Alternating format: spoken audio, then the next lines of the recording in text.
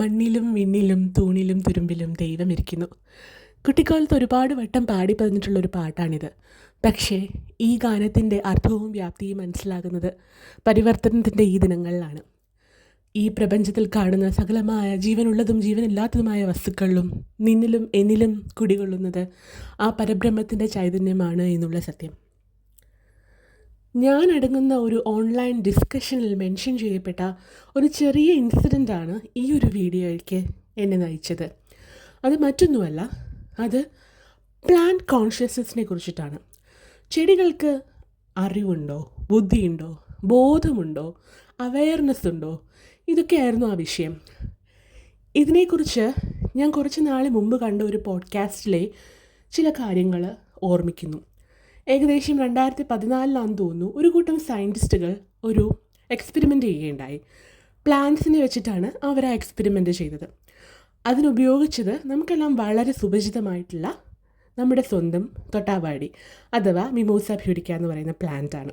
നമുക്കെല്ലാവർക്കും അറിയാം, തൊട്ടാവാടിയെ തൊട്ട് കഴിയുമ്പോൾ അതിൻ്റെ ഇതളുകൾ വാടും. അതിൻ്റെ സയൻറ്റിഫിക് എക്സ്പ്ലനേഷൻ ഇത്ര മാത്രമേ ഉള്ളൂ. ഒരു എക്സ്റ്റേണൽ സെൻസേഷൻ ഉണ്ടാകുമ്പോൾ, ഒരു വൈബ്രേഷൻ അല്ലെങ്കിൽ ഒരു ടച്ച് ഉണ്ടാകുമ്പോൾ തൊട്ടാവാടിയിൽ വാട്ടർ പ്രഷറിൽ വ്യത്യാസം വരികയും വാട്ടറെല്ലാം വലിച്ചെഴുകപ്പെടുകയും ടേർഗ പ്രഷർ മാറുകയും അങ്ങനെയാണ് ഈ ഇലകൾ കൂമ്പിപ്പോകുന്നതെന്നാണ് അവർ വിശ്വസിക്കുന്നത്. ഇതൊരു ഡിഫെൻസീവ് മെക്കാനിസമായിട്ടാണ് സയൻറ്റിസ്റ്റ് കാണുന്നത്. മറ്റുള്ള മൃഗങ്ങളിൽ നിന്നൊക്കെ ചെടിക്ക് രക്ഷപ്പെടാനായിട്ട് അത് കണ്ടെത്തിയ ഒരു മാർഗം എന്നാണ് അവർ വിശ്വസിക്കുന്നത്. പക്ഷേ മേൽപ്പറഞ്ഞ സയൻറ്റിസ്റ്റ് പഠന വിഷയമാക്കിയത് മറ്റൊരു കാര്യമാണ്. അതായത് ഈ തൊട്ടാവാടിയിൽ നമ്മൾ ഒരു സെയിം ഫോഴ്സ് നമ്മൾ തൊടുമ്പോൾ സെയിം ഫോഴ്സ് മൾട്ടിപ്പിൾ ടൈമിൽ അപ്ലൈ ചെയ്യുകയാണെങ്കിൽ ഒരു മൊമെൻറ്റ് കഴിയുമ്പോൾ തൊട്ടാവാടി അതിന് പ്രതികരിക്കുന്നില്ല, റെസ്പോണ്ട് ചെയ്യുന്നില്ല. അതായത് തൊട്ടാവാടിക്ക് ഒരു മെമ്മറി കിട്ടിക്കഴിഞ്ഞിരിക്കുന്നു, ഈ ടച്ച് എനിക്ക് ഉപദ്രവമില്ലാത്തതാണ് എന്നുള്ളത്. അതുകൊണ്ട് തന്നെ അതിനോട് റെസ്പോണ്ട് ചെയ്യുന്നില്ല. സോ ആ മെമ്മറിയാണ് അവർ പഠിക്കാൻ ശ്രമിച്ചത്. നമ്മളുടെ മനുഷ്യരെ പോലെ എക്സ്റ്റെൻസീവ് ആയിട്ടുള്ള നെർവസ് സിസ്റ്റവും ബ്രെയിനും ഡെവലപ്ഡ് ആയിട്ടുള്ള ഓർഗൻസും ഒന്നുമില്ലാത്ത തൊട്ടാവാടിക്കും ആ ഒരു മെമ്മറി, ആ ഒരു കോൺഷ്യസ്നെസ് കിട്ടിയിരിക്കുന്നു.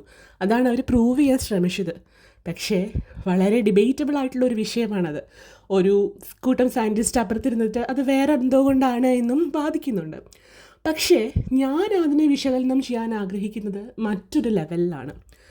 ചില സമയത്ത് നമുക്ക് സിറ്റുവേഷൻസ് ഉണ്ടാവാറുണ്ടല്ലേ, ജീവിതത്തിൽ പല കാര്യങ്ങളുണ്ടാവും. ചില സമയത്ത് നമ്മളതിനോട് ജസ്റ്റ് റെസ്പോണ്ട് ചെയ്യുക മാത്രമേ ചെയ്യത്തുള്ളൂ, റിയാക്റ്റ് ചെയ്യില്ല. ചിലപ്പോൾ കോടാനുകോടി വർഷങ്ങൾക്ക് മുമ്പ് ഒരു തൊട്ടാവാടിയായി ജന്മമെടുത്തപ്പോൾ അതിൽ നിന്ന് കിട്ടിയ ആ ഒരു മെമ്മറി ആയിരിക്കും അത്. പല കാര്യങ്ങളോടും റെസ്പോണ്ട് ചെയ്താൽ മാത്രം മതി, റിയാക്ഷൻ ആവശ്യമില്ല എന്നുള്ളത് വളരെ മനോഹരമായ ഒരു ചിന്തയായിട്ട് എനിക്ക് തോന്നി.